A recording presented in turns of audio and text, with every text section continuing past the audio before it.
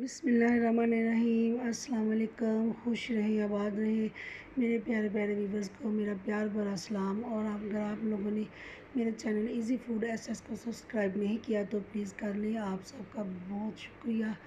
तो चलिए जी रेसिपी की तरफ चलती है। आज मैं बना रही हूँ बीफ के पाए, वो भी खड़े मसाले के साथ। खड़े मसाले का गोश्त तो आपने बनाया होगा, लेकिन खड़े मसाले के साथ हम पाए बनाएंगे तो बहुत ही टेस्टी बनेंगे, तो ज़रूर ट्राई कीजिएगा।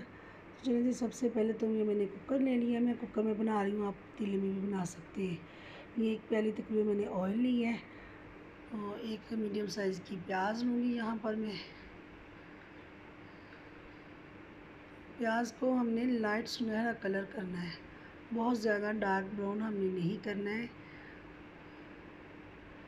देखिए जी, प्याज में हल्का सा गोल्डन कलर आ चुका है, तो इससे ज़्यादा हमें नहीं करना। यहाँ पर मैं डाल दूँगी 1 टेबलस्पून भर कर लहसुन का पेस्ट। इससे अच्छे से मिक्स कर लेंगे। 1 मिनट के लिए इसे फ्राई करेंगे ताकि जो लहसुन का कच्चा बना ना वो ख़त्म हो जाए।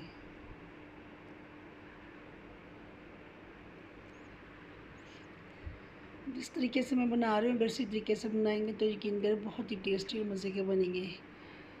तो ये टमाटर प्यूरी मेरे पास मैंने आधी प्याली ली है। आपके पास टमाटर हो तो बड़े साइज़ का एक इसका पेस्ट बना कर डाल दीजिएगा। यहाँ पर 1 टीस्पून मैंने ली है सब्ज़ मिर्च का पेस्ट।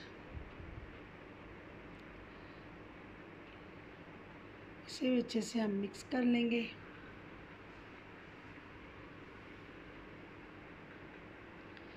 यहाँ पर बारी आ जाती है मसालों की। ये 1/2 टीस्पून हल्दी है, पौना टेबलस्पून मैंने लिया है सूरज मिर्च का पाउडर, 1/4 टीस्पून अजवाइन, 1 टेबलस्पून मैंने लिया है नमक का और 1/2 टेबलस्पून अदरक का पाउडर। आप अदरक का पेस्ट भी डाल सकते हो।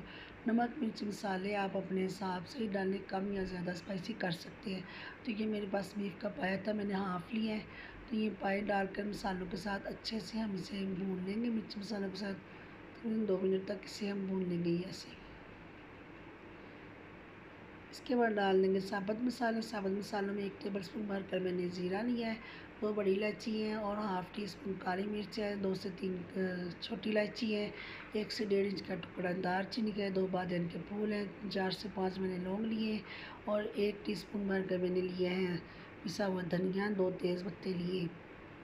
अब सब मसालों को डालकर अच्छे से हम भून लेंगे।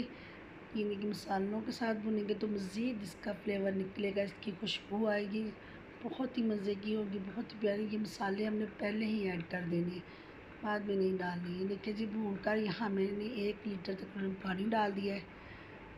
जी, पानी डालने के बाद यहाँ मैं प्रेशर को बंद कर दूँगी। ये देखिए 20 से 25 मिनट के बाद मैंने प्रेशर को खोला है तो पाए माशाल्लाह से हमारे गल चुके हैं अच्छे से और इतनी प्यारी इसकी खुशबू आ रही है। और इसे अच्छे से हम यहाँ पर भून लेंगे।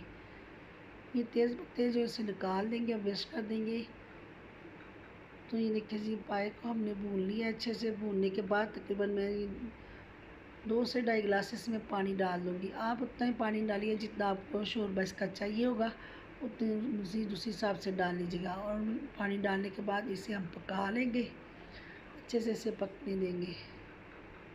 वीडियो मेरी पसंद आए तो लाइक और शेयर कीजिएगा, दुआओं में याद रखिएगा और अपना बहुत ख्याल रखिएगा। मेरे चैनल इजी फूड एसेस को सब्सक्राइब करना ना भूलिएगा